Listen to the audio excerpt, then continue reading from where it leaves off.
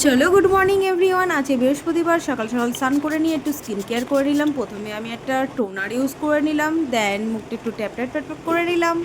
তারপরে দেখো আমি ল্যাকমির একটা ক্রিম ইউজ করি, সেটাকেও মেখে নিলাম। দেন চুলটাকে ভালো করে মুছে আঁচড়ে নিলাম।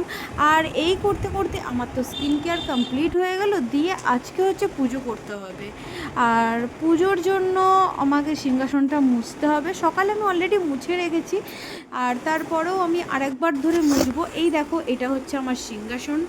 একটু নোংরা হয়ে আছে, কারণ আমার মেয়ে সিংহাসনের কাছে গিয়ে খুব বদমাইশি করে।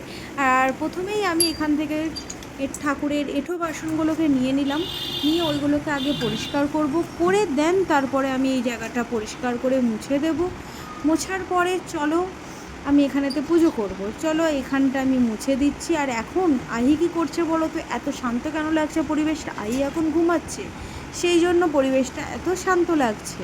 আর এখানটা আমি এখন বাসন ধুচ্ছি, বাসনটা ধুয়ে নিলাম ঠাকুরের এঁঠো বাসনগুলো দিয়ে। তারপরে আমি এখানেতে ঘরটার মানে ঠাকুরের জায়গাটা, যেই জায়গাটাতে ঠাকুরের সিংহাসন আছে, সেই জায়গাটা ভালো করে পরিষ্কার করে মুছে নিলাম।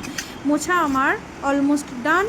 চলো এবার আমি পুজোতে বসবো। আর আজকে না আমার ফুলটা নেই, কারণ ফুলটা আজকে আনা হয়নি, সেই জন্য নেই। তো আমি শুধুই ঠাকুরকে গঙ্গা জল দিয়ে স্নান করিয়ে দিলাম। স্নান করানোর পরে ঠাকুরকে প্রসাদ দিয়ে দিলাম। প্রসাদের পরে একটু ধূপ ঘুরিয়ে আরতি করিয়ে দিলাম। ব্যাস আমার পুজো এখানেতে কমপ্লিট হলো। দিয়ে আহিকে এবার ঘুম থেকে তুলবো, তুলে ওকে খাওয়ানোর পালায়। এবার একটা ভীষণ বড় যুদ্ধের ব্যাপার আছে আহিকে খাওয়ানোর মধ্যে।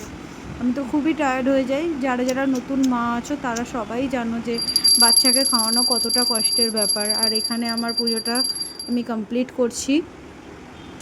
চলো এবার দিনটা এখান থেকে স্টার্ট হলো আমার। আর কি বলবো, আমি বাড়িতে একটা গাছও লাগিয়েছিলাম, দেখো গাছটা কেমন লাগছে। আর প্লিজ যদি ব্লগটা ভালো লাগে তাহলে ফলো করে দাও আমার ব্লগটা। এরকম মিষ্টি মিষ্টি ব্লগ পেতে চাইলে লাইক করো।